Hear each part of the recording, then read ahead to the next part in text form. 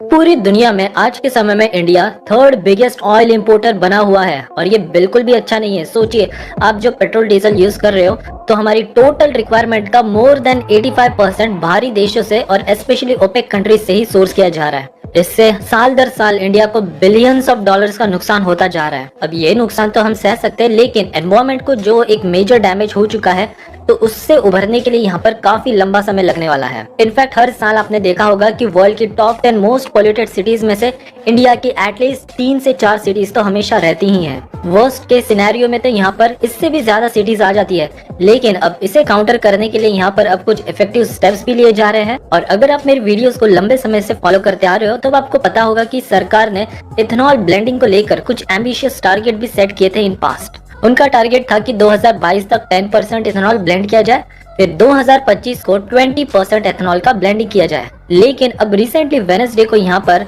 Central government ने इस target को और ज्यादा एडवांस कर दिया है और यहाँ पर अब इनका टारगेट है कि मात्र अब 2 साल के भीतर ही 2023 तक इनका टारगेट होगा कि 20% एथेनॉल ब्लेंडिंग को अंजाम दिया जाए। और अब यहाँ पर सेंट्रल गवर्नमेंट ने सीधे सीधे डायरेक्ट निर्देश दे दिए हैं सभी ऑयल कंपनीज को कि वो जल्द ही अब एथेनॉल ब्लेंडिंग पेट्रोल की शुरुआत कर दें। और एक इम्पोर्टेंट बात, यहाँ पर जो भी ब्यूरो ऑफ इंडियन स्टैंडर्ड के स्पेसिफिकेशंस है तो उनके तहत ही यहाँ पर 20% एथेनॉल की ब्लेंडिंग की जाएगी और ये लागू होगा भारत के सभी स्टेट्स और यूनियन टेरिटरीज में। ये सब खुद ऑयल मिनिस्टर ने अपने गैजेट नोटिफिकेशन में कहा है और ये नोटिफिकेशन अब 1 अप्रैल 2023 से लागू होना शुरू हो जाएगा। तो अब यहाँ पर 2023 से 20% एथेनॉल ब्लेंडिंग वाले पेट्रोल आपको देखने मिल जाएंगे। लेकिन करेंटली अगर आप देखो बाकी कंट्रीज में जैसे कि ब्राजील, यूएसए, कनाडा, तो यहाँ पर तो E85, E90 यानी कि 85% से लेके 90% तक भी वो इथेनॉल को ब्लेंड कर रहे हैं विद पेट्रोल। और ये इसलिए पॉसिबल हो पाया है क्योंकि उन कंट्रीज में फ्लेक्स इंजन को काम में लिया जाता है।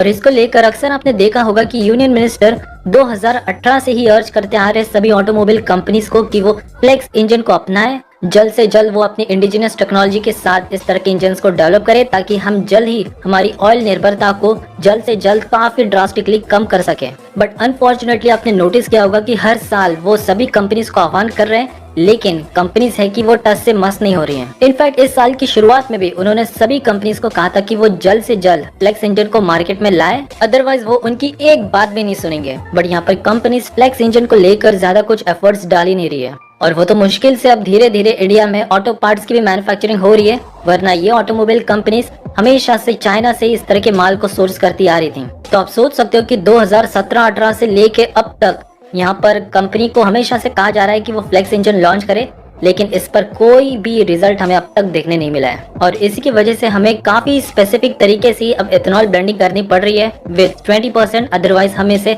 काफी इंक्रीज भी कर सकते थे अप टू 30 to 40%। यहाँ पर वैसे तो सरकार ने काफी सारे सॉफ्ट लोन्स भी प्रोवाइड किए हैं शुगर मिल्स को, ताकि वो अपने इथेनॉल प्रोडक्शन की कैपेसिटी को ज्यादा से ज्यादा इंक्रीज कर सके बाय एडिंग डिस्टिलेशन इंफ्रास्ट्रक्चर। और यहाँ पर ऐसा नहीं है कि शुगर के प्रोडक्शन पर इससे अफेक्ट पड़ेगा। यहाँ पर अब जो भी एक्सेस शुगर केन होते हैं तो उससे सीधा डाइवर्ट कर दिया जाएगा। हमारे देश में आज के समय में लगभग 6 million ton additional surplus sugar मौजूद है, जिसे हम फर्दर डाइवर्ट कर सकते हैं to produce 7 billion litres of ethanol. लेकिन 2023 का हमारा जो टारगेट है 20% इथेनॉल ब्लेंडिंग का, तो वहाँ पर हमारी रिक्वायरमेंट होगी 10 बिलियन लीटर्स की।